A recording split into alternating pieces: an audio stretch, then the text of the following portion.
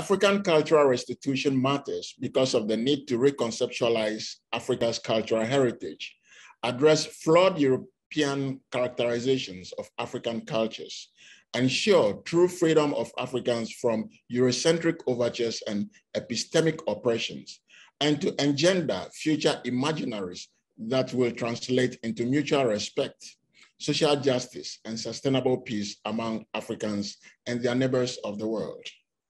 African cultural restitution matters because it's our duties to address the power imbalance and ethical implications of past colonialism and imperialism.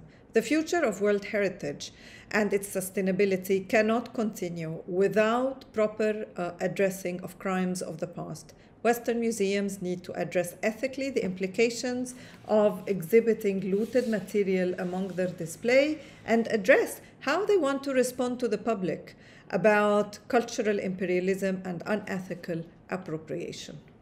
African cultural restitution matters because to restitute a diversity of objects constituting the African heritage in community and museum of Africa would be exhibiting a knowledge likely to diversify the proposal of local art and craft, to enrich our history and give back memory.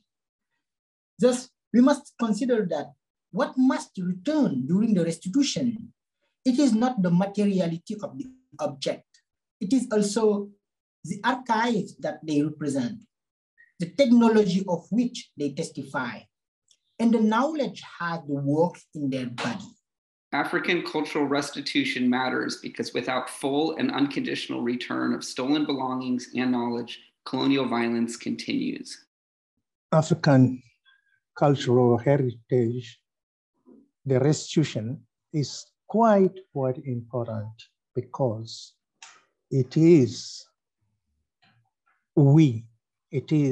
our tradition, it is our customs, and some of them are spiritual for us. And these spiritual objects, they are so important. Just imagine when a church here, a Christian church without an altar, is that a church?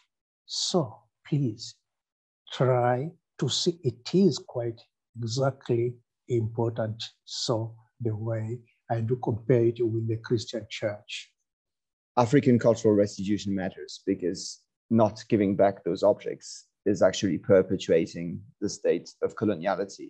It's perpetuating a silencing of voices, a marginalizing of one part of the history of Europe, and it's perpetuating the loot and the plunder that has taken place in the 19th and the beginning of the 20th century.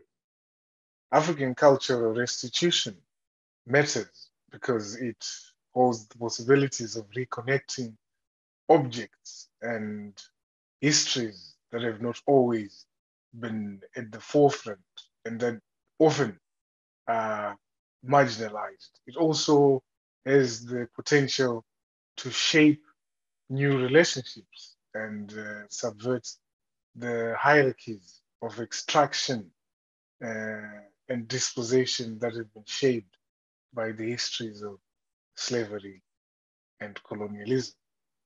African cultural restitution matters because it will generate new vocabularies, new ways of saying and engaging with these objects. This benefit is first and foremost for the communities in the South who have advocated and waited for so long to get them back. But in return, I think they will also profoundly reshape and expand our knowledge and imagination of what these objects can do.